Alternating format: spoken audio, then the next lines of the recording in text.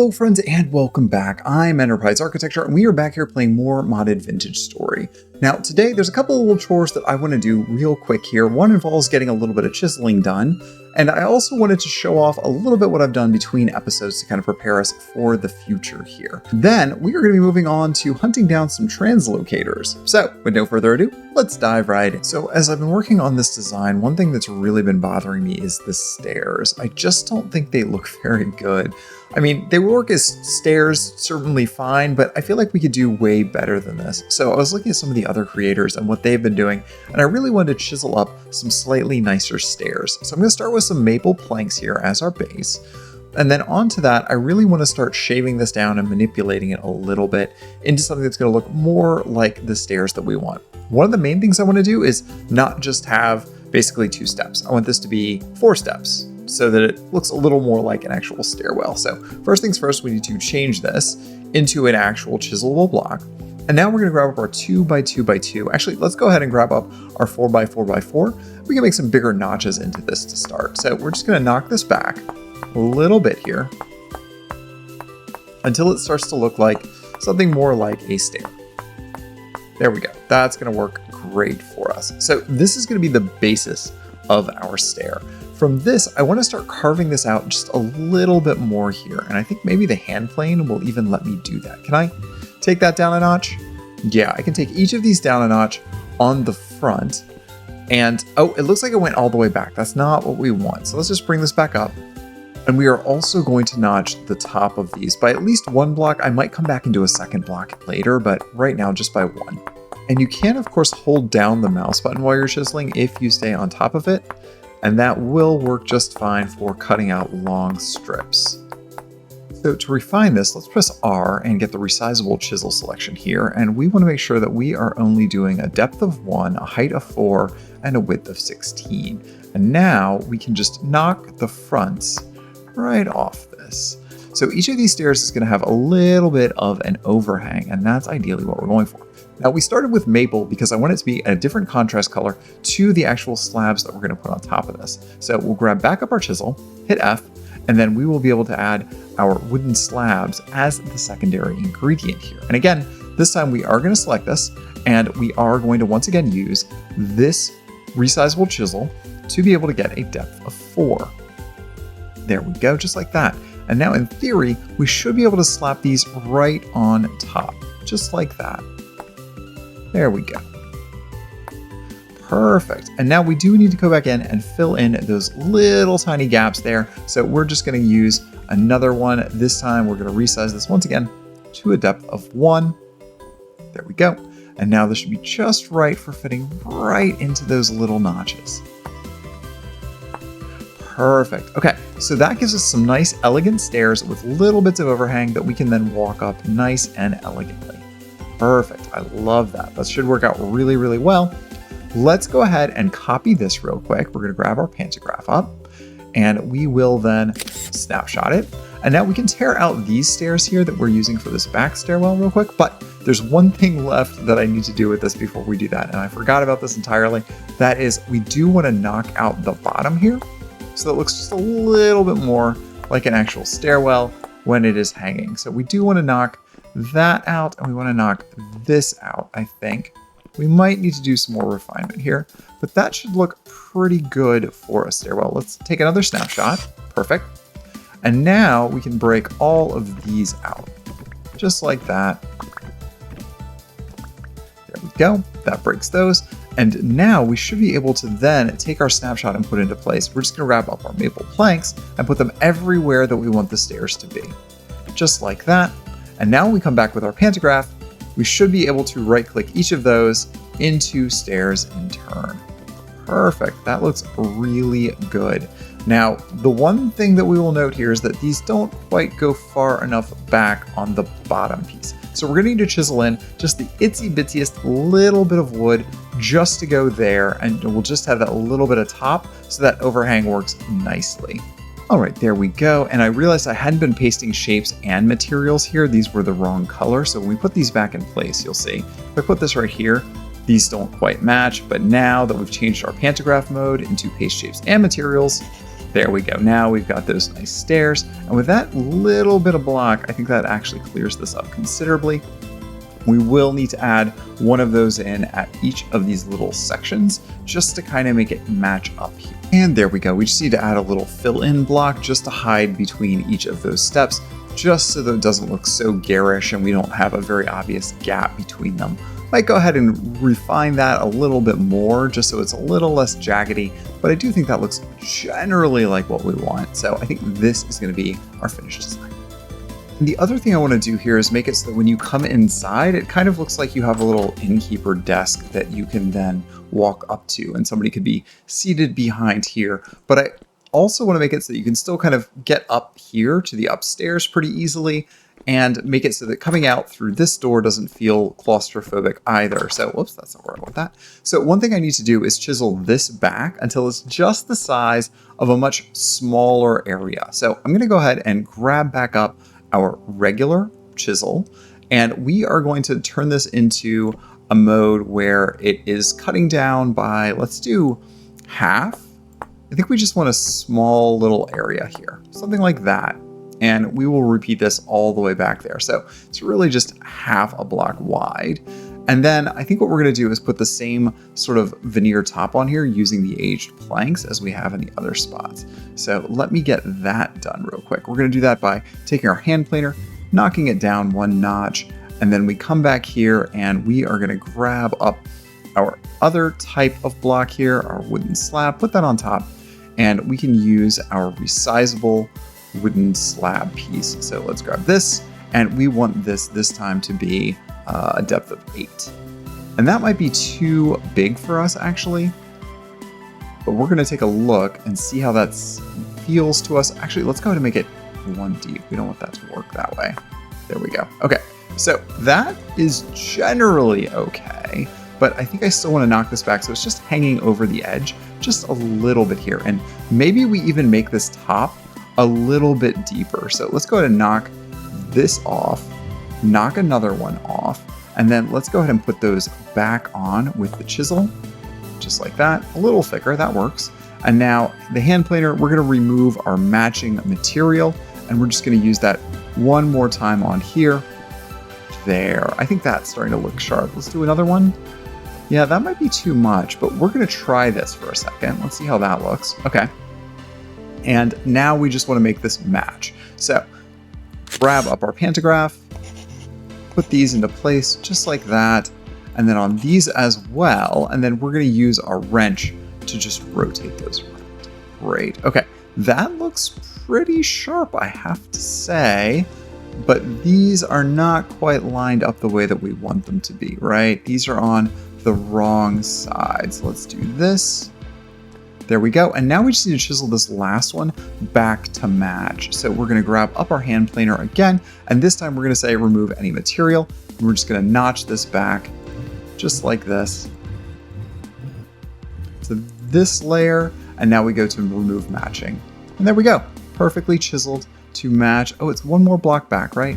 Yeah. Okay. There we go. And now we have a nice little innkeeper area where we come in.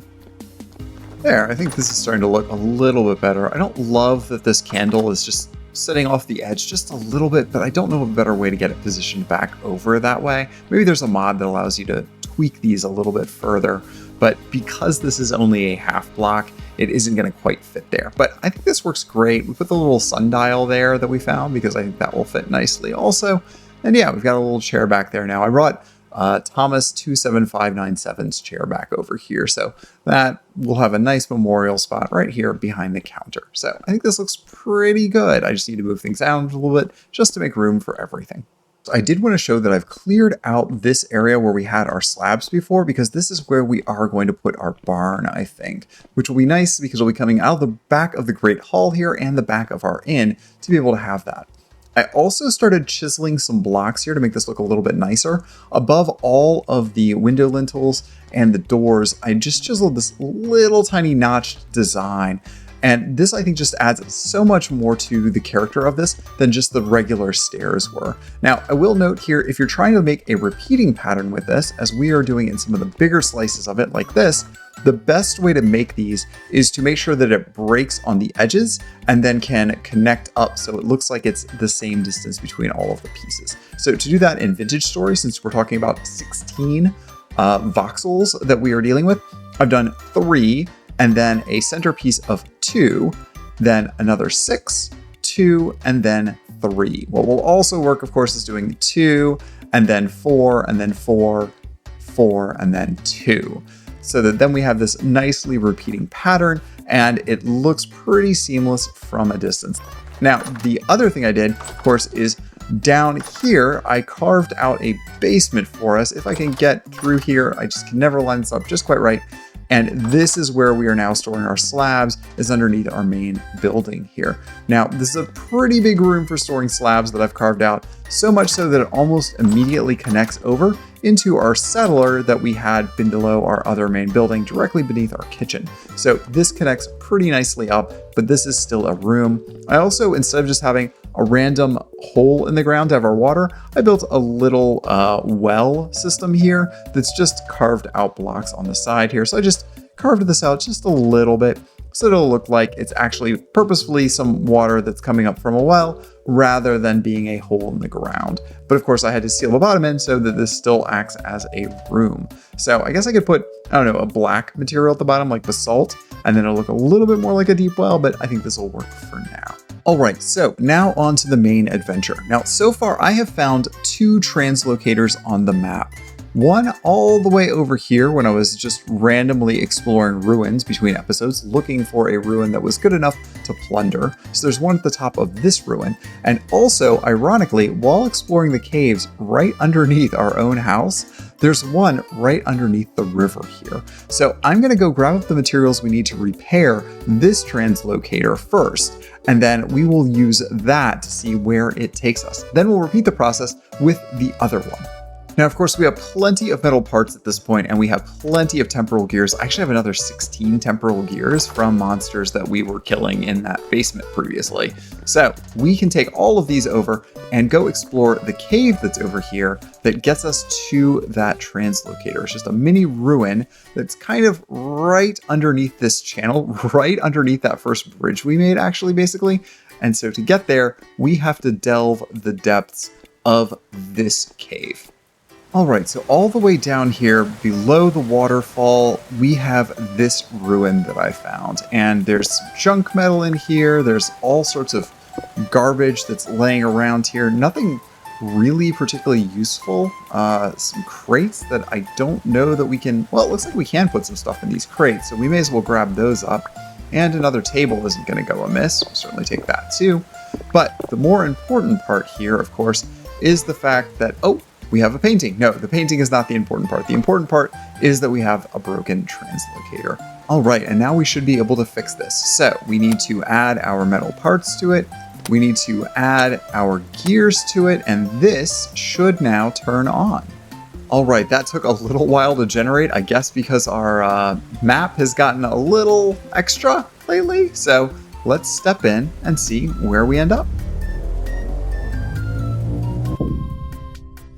Okay, this is where we have ended up. Let's check the map and see if this is anywhere we recognize. Oh, we're all the way over here. So it basically bumped us just all the way to the far, far east. That is interesting. Okay, do we see anything especially noticeable over here? These might be ruins over here worth exploring. We might bump down there, and that might be a trader over there. So we might just do a little hike around here. Oh, and we are in Periodontic. That's interesting. Okay.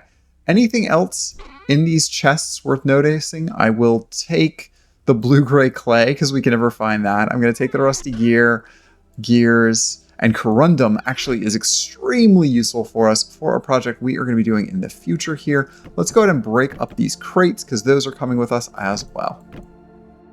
All right, we have tunneled our way out, so we are in a new and strange land. I guess we're going to explore this just a little bit, and then we are going to head back because we have other things in mind for today. So we've mostly struck out around here, but I did find one ruin just to the northwest of that translocator, and look what's here, another translocator. Ah, we found another schematic in here, and a door for some reason, I guess, but I'm not seeing much else here. But what we will now do is go ahead and repair this translocator and see where it takes us. So again, we have all the ingredients for that. There we go. And now let's see where this takes us.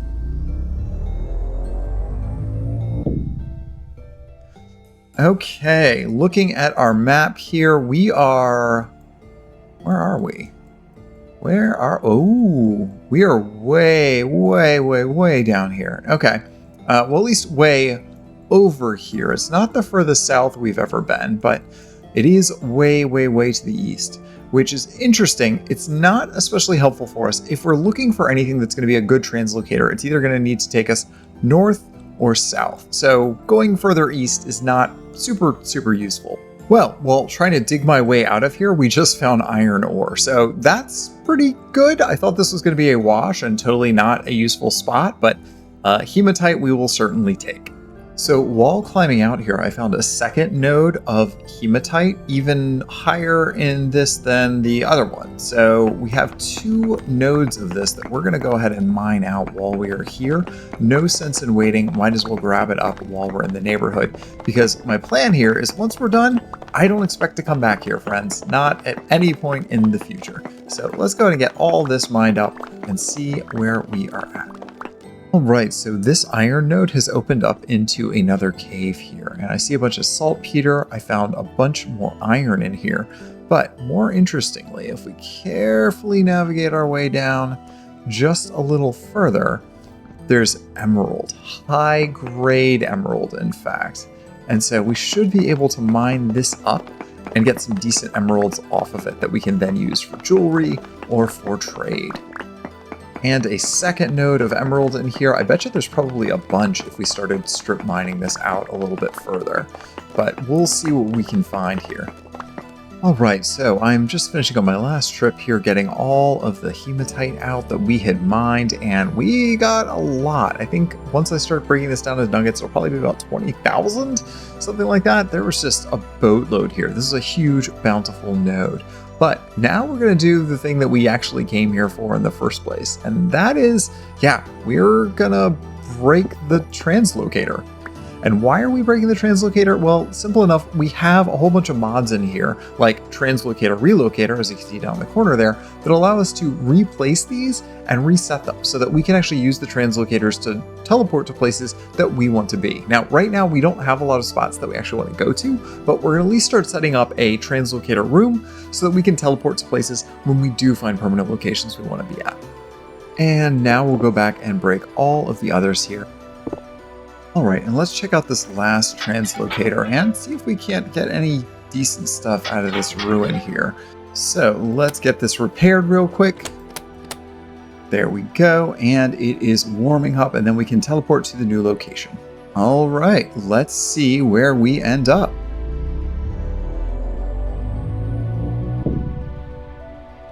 Alright, another teleporter, and this one is all the way to the east. Well, that also is disappointing. That doesn't really help us in the least. We will, of course, do our due diligence, clear out this bit of ruin, and see where we land. Ooh, spelt and more sunflower. Oh, and some plaster. I can put that plaster to good use. All right. Oh, we did get lucky. At that very last ruin, we found rice grain. And rice we can actually use to make rice seeds. So with our pan, we'll be able to get at least a little rice out of this. And rice is a great ingredient for a bunch of recipes. So we're gonna hold on to this rice. We were real lucky, and this is back at that same ruin where we first found the teleporter. So we're deleting that because we just broke its teleporter. And now we can head back to base. So back at base, we're going to grab up our wooden pan, which is almost broken. We're going to combine that with rice grain, and that will make rice seeds. And that's 2-to-1 ratio on that. We do now still have a little bit of rice left over, but not enough to do anything with for now. So that's just going to go down in our cellar, but we will put the rice seeds, the few that we have, in there. and we're going to take this downstairs. At some point, I'm sure this rice grain will become useful, but for right now, it just gets stored. And yeah, it's fresh for 30 years, so I think we'll be okay once we start getting a little bit more here. Wow, okay, so we got almost 100 emeralds out of that. That was a lot. Some of these we already had from a previous mining expedition, but this is a boatload of emeralds for us at this point that we're going to be able to use for all of our various projects in the near future. So that's wonderful here. All right, so I think we ended up picking up something in the neighborhood of 20,000 nuggets of hematite after all of that mining. That is plenty, friends. That's going to be more than we will ever consider needing. So we probably should start getting this smelted into iron and then smelted into steel as quickly as possible, because now we can basically make everything we could ever want out of steel. It's just going to take a while to get all of that smelted up. All right, so all said and done, we ended up with 3 translocator pairs. So basically 6 all said and done. So we can take each of these and then set them up somewhere that we want to teleport to. Now, I'm only going to do half of them for obvious reasons, because we're going to use the other half for the destination points of these translocators. But that means we need to set up a facility purely dedicated just to teleporting around. Now, we do need to move this field here at some point, and I think we're going to go ahead and do that because our library needs to go in some spot around here. So this field and that field is going to get moved. But there's one problem, and that is when you break high fertility soil once you've used it once, it just disappears forever. So that's what we're going to have to do. We're basically sacrificing an entire field, well, 3 fields worth of high fertility soil. The good news is there's plenty of high fertility soil on this map, so that doesn't really worry me. We've found so much of it already, and this isn't really going to hurt anything just to get rid of it for now. We built this rabbit run around this field on like our 2nd or 3rd day, and we have yet to catch a single rabbit. I don't think we have any rabbits in this entire biome, so we're also just going to do away with this because really there's no point in having it at this point. So yeah, goodbye rabbit run. It was a nice idea at the time. So just a quick tip, it's way faster to be able to harvest all of the roots out of everything, including your tool and your cattails, if you just break the block under them instead, because honestly cutting them with the knife just takes forever. So if you've got a reasonably fast shovel, this will go way quicker for you, and you can just bop through all these real fast, just like that, with not ever having to stop or worry. Now, my intent here is probably to have our library come right off of this main path here. So we'll go all the way down this way here and have a bridge running across the water. And I think the library will span across this path with a little courtyard in the middle. Now, one of my favorite galleries in the world is a little place called the Freer Gallery in DC. And they have this lovely courtyard in the middle of it with all the things wrapping around. Now, yes, I am a little bit obsessed with courtyards, but I think we're going to do a similar courtyard to that one over here, only much grander here. And then the library will wrap around so everybody will be able to see it. And I think what we'll want to do is have one side of the front entrance here be through a set of doors on either side of the entrance to that courtyard. So we'll have a little arch going across the top, and then through one side or the other, we'll have our teleporter room as sort of one of the entrances to the library. So you can kind of teleport in and then start walking around, or come right out here back to our main area. All right, so I did go into creative mode just to be able to lay out the shape of what I want the library to look like, because I need to take into account a whole bunch of different constraints here. Notably the room size constraint, because you can't have rooms bigger than 14 by 14 by 14. So I wanted to rearrange this a little bit so we'd have separate sections and areas where we could have different rooms full of books, have very tall ceilings still, but also none of the individual footprints of the room would be a little bigger than 14 by 14. So that's what I've adjusted here. We're going to put those giant 3x3 doors into these sections here, because otherwise this whole thing will become too big of a room. And then we should be able to fit a couple of rows of bookshelves in between each of those. So the translocators that I want to put in, I think are going to go in each side here. So we're going to start with building out just this room first, and that's going to be about it for today. All right, so now we have the first room footprint sort of laid out. I'll probably still tinker with this a little bit. This is kind of what we're trying to get to. So we don't want these to be too close together, and we do want a nice little path down the middle. So I think this adequately gives us that, but this should be a large and imposing structure. So when you're crossing across this square, It'll be towering up on either side here. Now we're going to need a couple of things for this. I think I'm going to go ahead and use our aged leaded windows that we've got. We've got a bunch of these and I can make up a bunch more, no problem. We just need to make up a bunch more lead ingots for that. We do need a couple more gates though. So let's go ahead and make up a couple of our aged gates. We're going to use a lot of these, so there's no harm in making up about 8 of them to start. We're probably going to need more, but we really only need 2 of those for the immediate build. So let me grab this up and we'll start framing all of these in. Now we'll probably go and etch these windows or chisel them out to look a little bit more interesting. Maybe we'll even use something similar to what we've done with the artisan windows here that we got from that ruin. But for right now, we're just going to start with the basics because we just need to get this build done. Now, it does look like we are basically out of lead at this point though, because we did not mine all of that up that we found at that last translocator location. So I am going to keep working on mining out this area up here in the north where we found all of this massive amount of lead. So let me keep digging at this for a little while until we have, a bunch more nuggets, and we will see where we're at. The really great thing about lead is the fact that you don't actually have to use any sort of coal to melt it down. It's a wonderful material. We can literally get by with just peat, or I think even just firewood is plenty for melting this down. So we've made 2,400 units here, and very quickly we will have that turned into ingots because we're using our bulk ingot molds, which again are an absolute delight and save us so much time in making our ingots. So let's get that done. While this is going, I'm actually going to start off another batch of steel as well, because we're just going to be in the constant process of creating steel pretty much for the next couple of in-game weeks. So while this is cooling, let me finish fixing up our furnace real quick, and then we're going to fire up another batch. Well, I'm not one to let the perfect be the enemy of the good, and I know we don't have all of the windows done, but between episodes, we will get all the windows done, and we'll start framing out what the roof and everything else will look like. But for now, I at least want to get a couple of these teleporters put into place. I guess translocators is the official term. Let's see here. Do these take up 2 blocks, right? Yeah, we're going to give them just a little bit of room behind them. Let's do a couple more here real fast. We're going to do one just over a little bit there. And we're going to give this one over here just a little bit of room right here. That looked right. Yeah, wonderful. So apparently there is a conflict with carry-on that if you have anything in your backpack anything on your back that you can't edit the key here. So we can edit the keys here. So I'm going to tell it that this first one is called A. And we will change that at some point, but you see at the top it says key A. So now if I change this one and I'll call it also key A, in theory, these two should link to each other. So this should be a working translocator? Yes, it is. And it just teleports us across the room.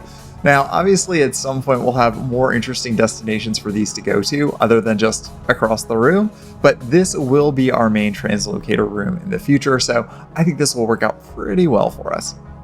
And with that, friends, I'm afraid we are about out of time. So in between episodes, I'm going to get my steel making going. I'm going to get all of the rest of the iron produced to make the steel. And I'm going to start framing out the rest of this space for our library to at least get some basic walls put up. Then we can come back and do all of the fun filling and decorating on camera. For now, thanks again for watching, and we'll see you back here next time. Bye, friends.